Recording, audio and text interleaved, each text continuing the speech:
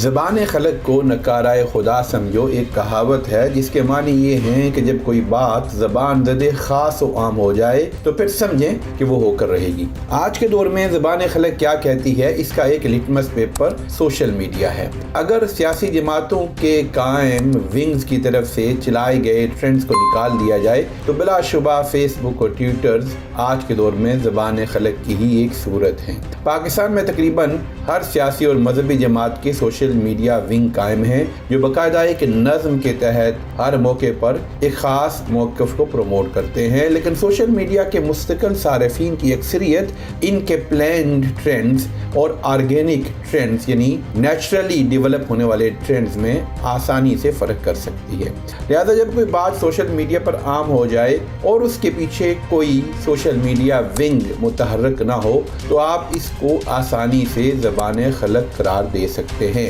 حالیہ دنوں میں الیکٹرانک ووٹنگ مشین کے لیے حکومتی اصرار اور اس پر الیکشن کمیشن کے اعتراضات سوشل میڈیا صارفین کا موضوع گفتگو بنے ہوئے ہیں۔ ہماری ویڈیو کو لائک کر کے بیل آئیکن پریس کر لیں تاکہ ہماری آنے والی ہر نئی ویڈیو آپ تک بر وقت پہنچتی رہے۔ شکریہ۔ ایک صاحب نے یہ لکھا کہ شکر ہے ایٹم بم بنانے سے پہلے اگر پاکستانی سائنسدانوں کو الیکشن کمیشن یہ بتا دیتا کہ کوئی شخص ایٹم بم میں الفی ڈال کر اس کو بیکار بنا سکتا ہے تو وہ ایٹم بم بعد میں بناتے، الفی کا علاج پہلے سوچتے۔ اس طرح کے ظریفانہ تبصروں سے سوشل میڈیا بھرا پڑا ہے جس پر الیکشن کمیشن کے معزز ممبران کو غور کرنا چاہیے کہ زبان خلق ان کے بارے میں کیا کہہ رہی ہے۔ آئین پاکستان کا آرٹیکل 218 الیکشن کمیشن کو ایک آزاد اور خود مختار ادارہ بناتا ہے، لیکن ساتھ ساتھ اس کی یہ بنیادی ذمہ داری بھی طے کرتا ہے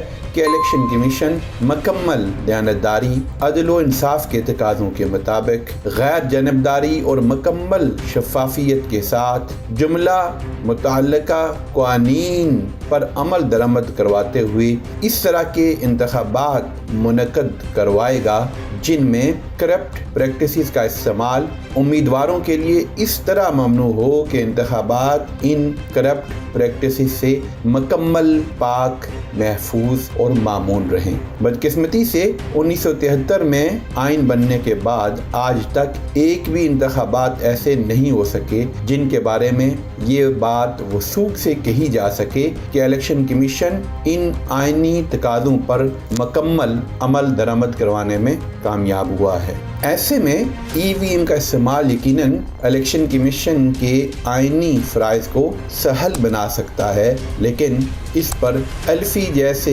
اعتراضات کر کے الیکشن کمیشن نے اپنی ساکھ کو عامت الناس میں مزید گرا دیا ہے۔ دوسری طرف الیکشن کمیشن سے زیادہ حکومت کو نکارۂ خدا کی فکر کرنا چاہیے، کیونکہ زبان خلق حکومت وقت کے کارندوں کی اس موضوع پر بحث و تمیز کو بھی اصل موضوع سے توجہ ہٹانے کی ایک سازش قرار دے رہی ہے۔ مثلا اسپین کے شہر بارسلونا میں مقیم ایک قابل فخر پاکستانی نوجوان نوید اندلسی، جو ہزاروں پاکستانی تارکین وطن کو اسپینش زبان پڑھانے کا اعزاز رکھتے ہیں اور سوشل میڈیا پر بہت بڑی فالوئنگ کے ساتھ متحرک ہیں، ان کا یہ کہنا ہے کہ ای وی ایم سے زیادہ اہم وہ انتخابی اصلاحات ہیں جن کا وعدہ تحریک انصاف کے منشور میں کیا گیا تھا، اور ان کا تعلق امیدواروں کی اہلیت کے آئینی معیار پر عمل درآمد، سیاسی عمل کو دھن دونس اور غنڈہ گردی سے پاک کرنے سے متعلق تھا۔ ان اصلاحات پر کوئی عملی کام کیے بغیر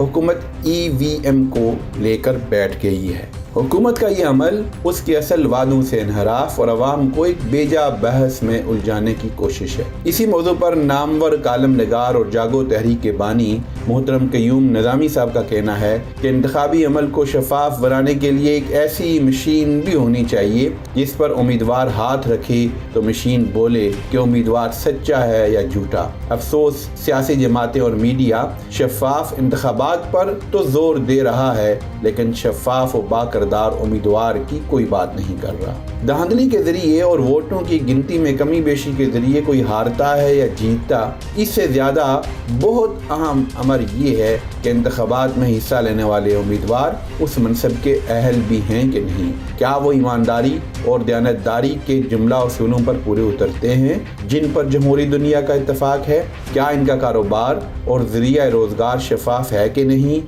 کیا وہ اپنی آمدن پر بغیر کسی جعل سازی کے وہ ٹیکس باقاعدگی سے ادا کرتے رہے ہیں جن کا ملکی قوانین کے تحت ان پر اطلاق ہوتا ہے، کیا ان کا نظر آنے والا معیار زندگی ان کی ڈکلیئر آمدن سے مطابقت رکھتا ہے کہ نہیں، کیا انہوں نے سرکاری بینکوں سے قرضے لے کر معاف تو نہیں کروائے، کیا ان کا کوئی مجرمانہ ریکارڈ تو نہیں ہے، کیا وہ دھوکہ دہی کے مرتکب تو نہیں ہوتے رہے، وہ سرکاری وسائل کا ناجائز استعمال تو نہیں کرتے رہے اور کہیں وہ اپنے سرکاری منصب کو ذاتی و خاندانی مفادات کے حصول کے لیے تو استعمال نہیں کرتے رہے۔ ہم کسی کی نجی اور ذاتی زندگی میں جھانکنے کے قائل نہیں، لیکن درج بالا معیارات پوری دنیا میں جمہوری نظام کا اٹوٹ انگ تصور ہوتے ہیں جن پر ہمارے ملک میں کوئی عمل درآمد ہی نہیں ہے۔ حقیقی معنوں میں الیکشن پر امیدوار جو اخراجات کرتا ہے اور الیکشن کے بعد اخراجات کی جو تفصیل حلفیہ بیان کے ساتھ الیکشن کمیشن میں جمع کرواتا ہے، اگر